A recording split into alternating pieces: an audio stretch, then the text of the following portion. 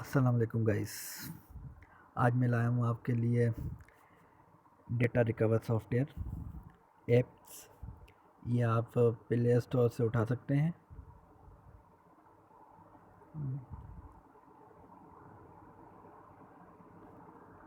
File data recover के नाम से ये प्ले स्टोर में एप्लीकेशन से प्ले स्टोर से ना मिले तो गूगल से ले लें, बआसानी मिल जाएगी आपको।